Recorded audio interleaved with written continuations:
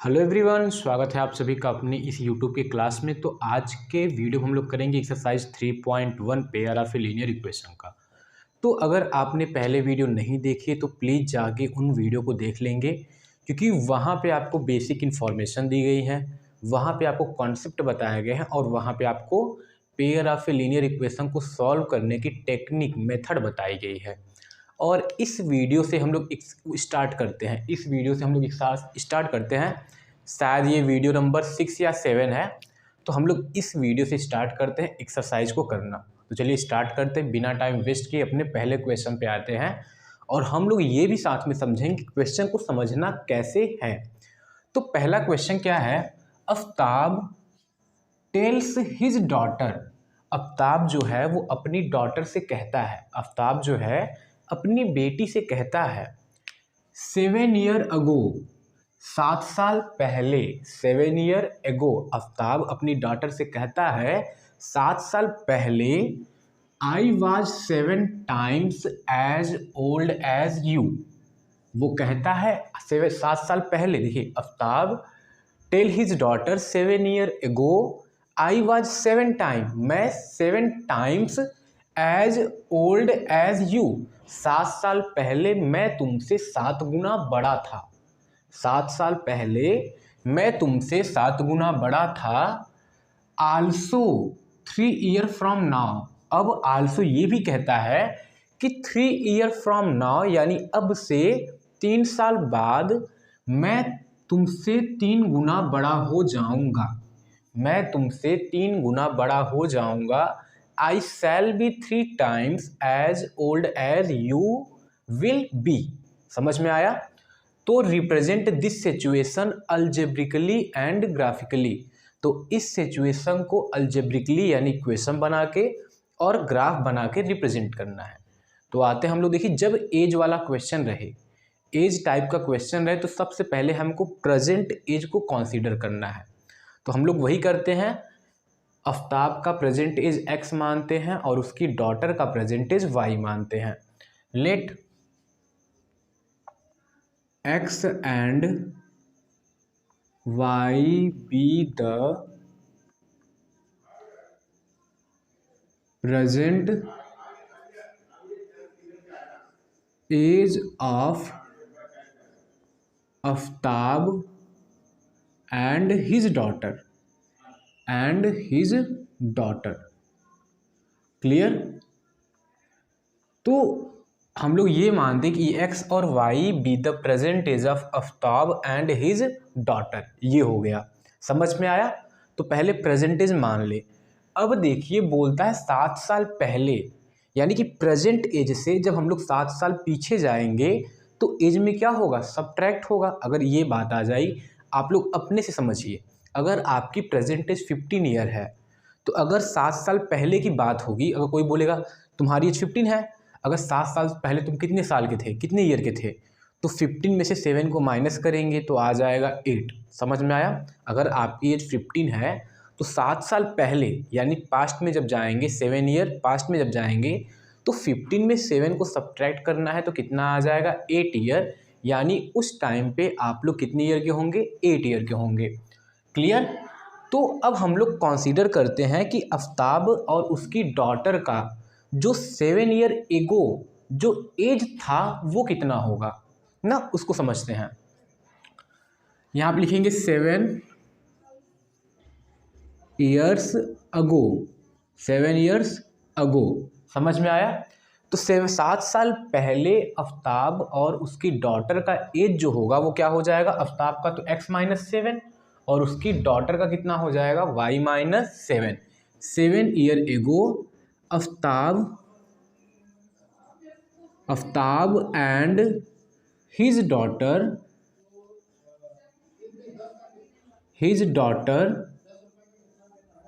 As was. देखिए, आफ्ताब और उसकी डॉटर का जो 7 साल पहले एज कितना होगा? Age was x-7 and y-7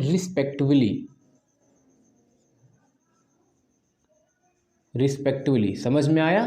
तो ये हो गया। अब देखिए फिर बोलता है I was 7 times as old as you, मैं तुमसे 7 गुना बड़ा था। अपनी डॉटर से आफ्ताब जो है बोलता है कि मैं तुमसे 7 गुना बड़ा था, यानी जो x-7 है वो y-7 से कितना गुना बड़ा है, 7 टाइम। जो x-7 है वो y-7 से बड़ा है, और वो कितना बड़ा है, 7 टाइम बड़ा है।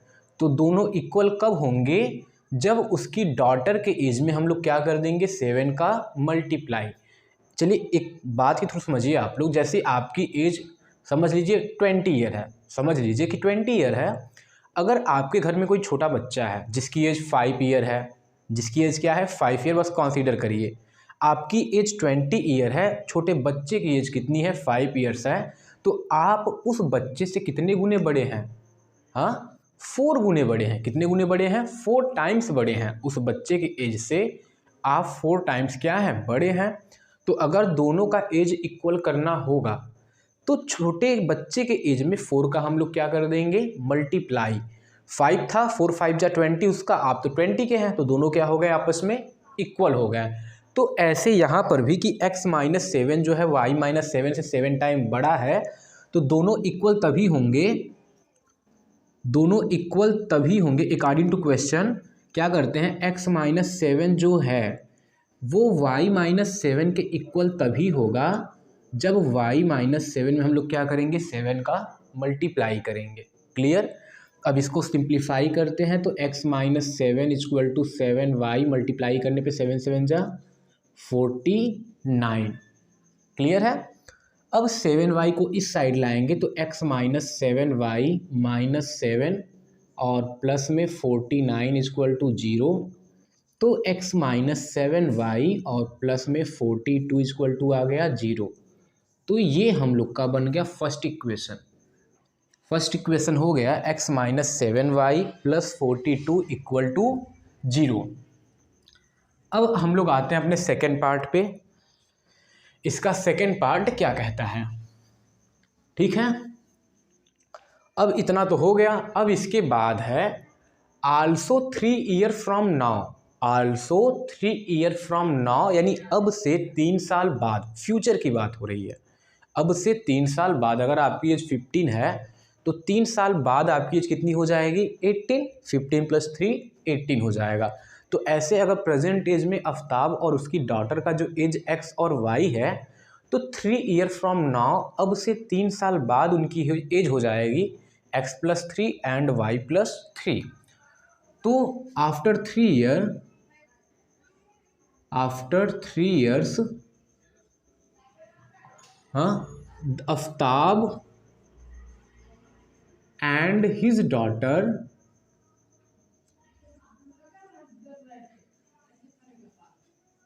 age will be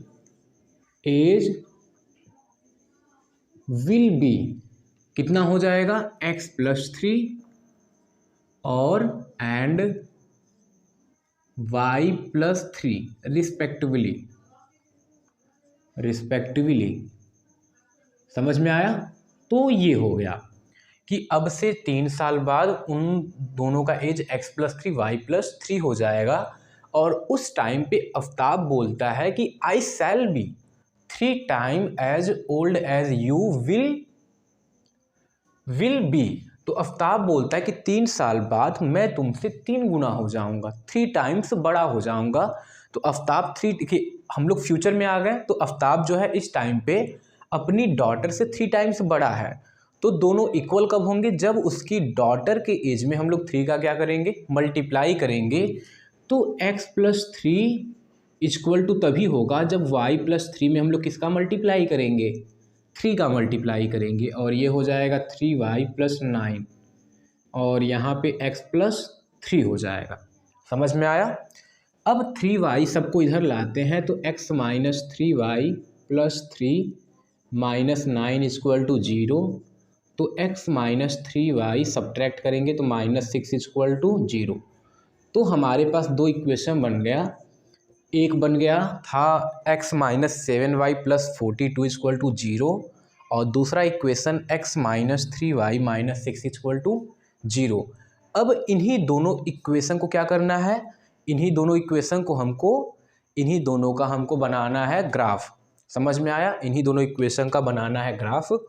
तो मैं साइड में इरेज कर लेता हूँ, आप लोग स्क्रीनशॉट या फिर नोट कर लेंगे कॉपी पेन से।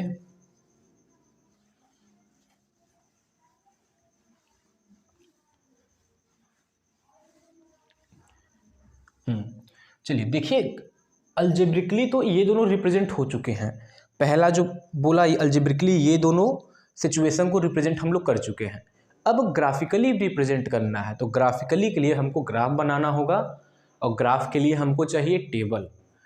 तो जैसे हमारे पास फर्स्ट इक्वेशन, टेबल बनाते हैं ना,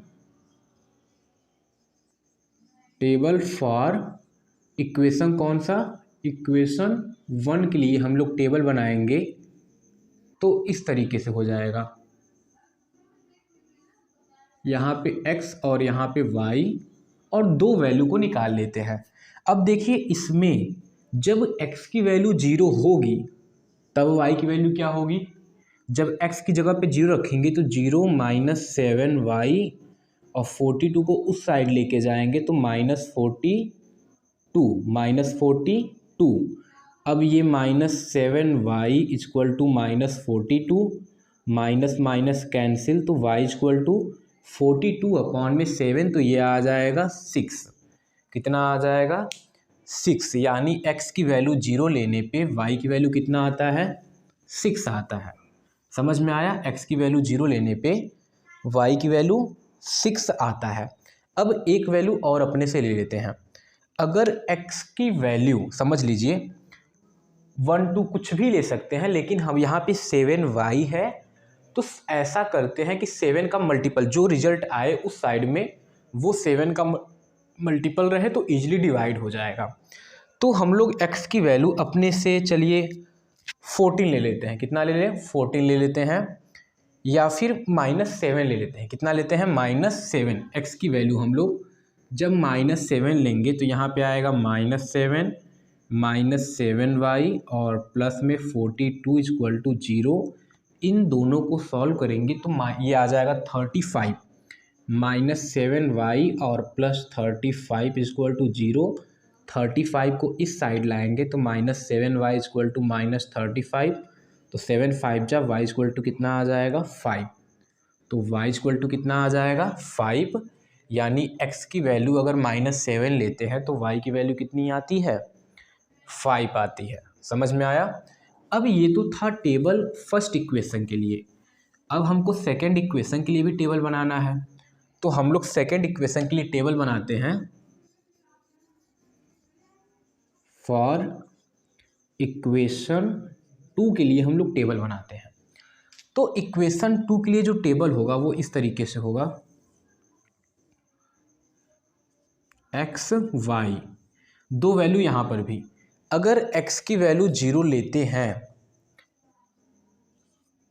if put x equal to 0 in the equation second we get y equal to -2। तो y इक्वल टू कितना आ जाएगा -2। देखिए अगर 0 पुट करेंगे तो ये 6 पॉजिटिव में होगा और 3 से डिवाइड करेंगे तो -2 आ जाएगा। अब फिर एक वैल्यू और लेते हैं, एक वैल्यू को और लेते हैं। अगर x इक्वल टू 6 ही चूज कर लिया जाए तो y इक्वल टू कितना आ जाएगा 0 आ जाएगा। अगर x इक्वल टू 6 चूज कर ले तब y की वैल्यू कितनी आ जाएगी 0 आ जाएगी। या फिर x इक्वल टू 3 चूज करते हैं तो यहाँ पे 3 - 3y -6 इक्वल टू 0 -3y, इन दोनों को सॉल्व करेंगे तो -3 इक्वल टू 0, तो y equal to -1। y equal to कितना आ जाएगा -1, यानी x इक्वल टू 3 लेने पे y की वैल्यू कितनी आ गई -1। अब इन्हीं दोनों टेबल को हमको कार्टेशियन प्लेन पे ड्रॉ करना है, तो कार्टेशियन प्लेन पे डिफाइन करते हैं हम लोग।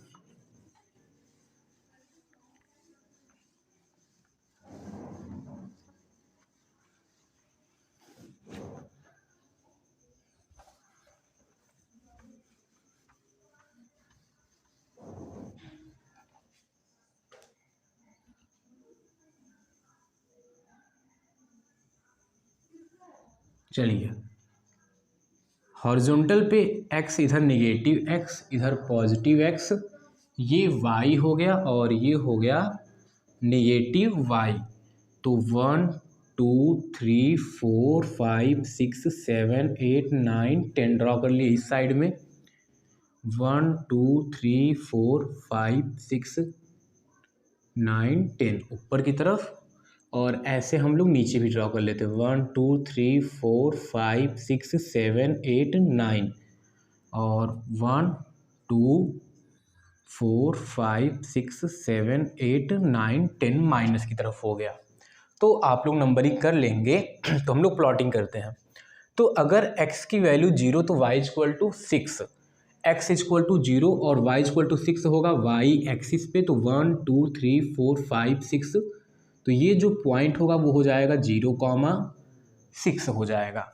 फिर है x इक्वल टू -7, तो y की वैल्यू 5, x इक्वल टू -7 1 2 3 4 5 6 7 -7, तो y की वैल्यू 5। देखिए 1 2 3 4 5 6 7 -7, तो y की वैल्यू यहाँ पे आ जाएगा। तो ये आ जाएगा -7,5 हो जाएगा।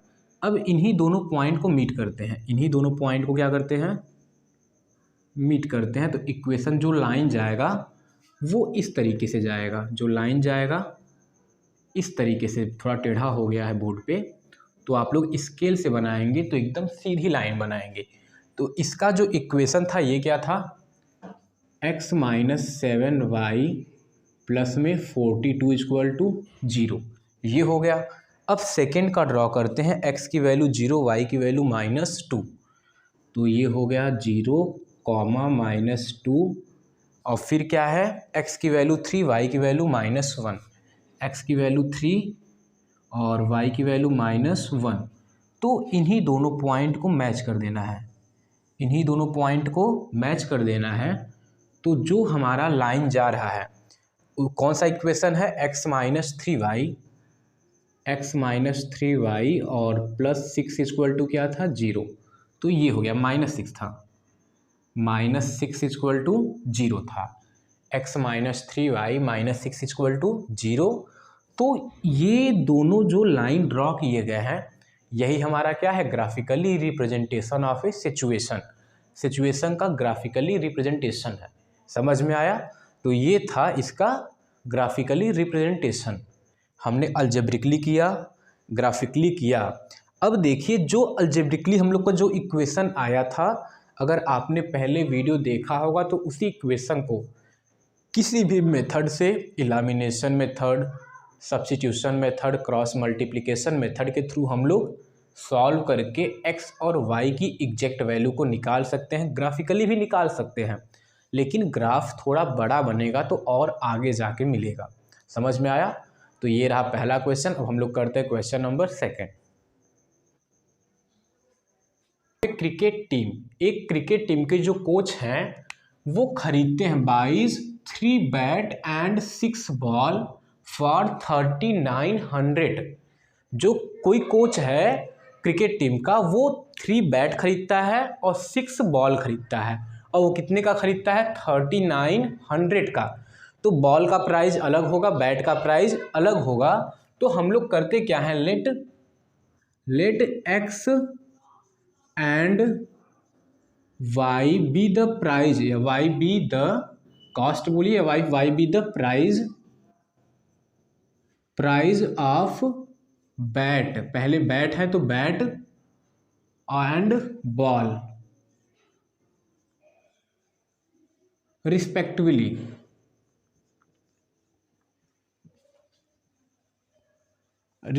समझ में आया। X and y be the price of bat and ball respectively, ऐसा हम लोग कंसीडर कर लेते हैं। अब देखिए फिर आगे है कि लेटर, बाद में सी, मतलब वो लेडीज है, C buys another bat and 2 more ball. बाद में वो एक एनदर बैट खरीदती है, एक एनदर दूसरा बैट खरीदती है, और उसके साथ में 2 मोर बॉल, और 2 बॉल को और खरीदती है सेम काइंड, और वो कितने का खरीदती है, 1300 का। इन्हीं दोनों इक्वेशन को हम इसी कंडीशन को अलजेब्रिकली और ग्राफिकली दोनों तरीके से हमको रिप्रेजेंट करना है। अब देखिए ये तो बहुत सिंपल है। अकॉर्डिंग टू क्वेश्चन क्या हो जाएगा, अकॉर्डिंग टू क्वेश्चन पहले 3 बैट, अगर एक बैट का जो प्राइस जो कॉस्ट है वो हमने कितना माना है x, तो 3 बैट का कितना हो जाएगा 3x हो जाएगा, क्लियर। और एक बॉल का प्राइस y है, तो बॉल पहले में कितना था 6 था, तो 6 बॉल का प्राइस 6y, और दोनों को जब ये दोनों का कॉस्ट ऐड किया गया तो वो कितने का पड़ा 3900 का। समझ में आया, तो ये हो गया। अगर इसमें हम लोग कॉमन कर ले, किसको कॉमन कर ले 3 को कॉमन कर लेते हैं, तो 3 जब कॉमन करेंगे तो x + 2 ये हो जाएगा 2y और इक्वल टू 3900, और 3 से जब डिवाइड करेंगे तो x + 2y equal to 3900 divide by 3, और ये कट के कितना आ जाएगा 1300, तो डायरेक्ट लिख देते हैं 1300, कितना हो गया 1300, ये हो गया इक्वेशन 1 हो गया। समझ में आया। अब देखते हैं एंड, अब दूसरा जो क्वेश्चन है एंड, उसके लिए एनदर बैट का मतलब सिर्फ एक बैट खरीदती है, तो वो बैट का प्राइस कितना होगा x, और साथ में 2 मोर बॉल, 2 बॉल को खरीदती है, पहले तो ली थी 6 बॉल, अब 2 और बॉल को लेती है, तो 2 बॉल का प्राइस कितना हो जाएगा, एक का y तो 2 बॉल का 2y, और दोनों का कॉस्ट ऐड करेंगे तो खर्च कितने का होगा 1300। तो देखिए जो इक्वेशन पहला बना वही इक्वेशन क्या बन गया, सेकंड बन गया। अब इसी का हमको क्या बनाना है, ग्राफ ड्रॉ करना है, तो दोनों के लिए टेबल बना ले, या फिर एक के लिए टेबल बना लेंगे तो एक बना हुआ रह जाएगा, और फिर दोनों को हम लोग क्या करेंगे ड्रॉ करेंगे। अगर आपने सारी वीडियो देखी है तो दोनों अगर सेम इक्वेशन है तो दोनों क्या होंगे एक दूसरे पे कॉन्साइड हो जाएंगे, दोनों क्या हो जाएंगे एक दूसरे पे कॉन्साइड हो जाएंगे। अगर हम लोग पहले इक्वेशन के लिए टेबल बनाएं और वो सेकंड के लिए भी हो जाएगा, अगर टेबल बनाया जाए तो यहाँ पे x y, x की वैल्यू 0 लेंगे, जब 0 लेंगे तो 2y इक्वल टू 1300, और 2 से डिवाइड करेंगे तो 650 आ जाएगा, और जब y की वैल्यू 0 लेंगे तब x की वैल्यू कितना आ जाएगा 1300। अब इतने से हम लोग ग्राफ को ड्रॉ कर सकते हैं, इतने से हम लोग क्या कर सकते हैं ग्राफ को ड्रॉ कर सकते हैं। देखिए 650 है 1300 है, तो हम लोग 100 का गैप लेते हैं, इंटरवल जो होगा 100 का लेते हैं, तो 100 200 300 400 500 600 700 800 और 900 1000 1100, और इस तरीके से और भी आ जाएगा। x पे कितना है 1300 तक है, x पे कितना है 1300 तक है, तो थोड़ा इस तरीके से इधर बढ़ा लेते हैं, 1 2 यहाँ पे इस तरीके से ना, यहाँ पे बना लिए 1 2 3 4 5 6 7 8 9 10 11 12, और एक बना लिए 1300 तक x पे हो गया। y पे कितना है 650, तो 1 2 3 4 5 6 और 7 आ गए, और 7 के बीच में क्या हो जाएगा 650, ये हो जाएगा वो 0,650, और ये वाला जो पॉइंट है उसका कोऑर्डिनेट हो जाएगा 1300,0। इन्हीं दोनों पॉइंट को मिला देना है, इन्हीं दोनों पॉइंट को मिला देना है, तो इस दोनों का क्या बन जाएगा वो फिगर बन जाएगा। समझ में आया। तो इस तरीके से आप लोग इसको करेंगे। अब हम लोग करते हैं क्वेश्चन नंबर 3।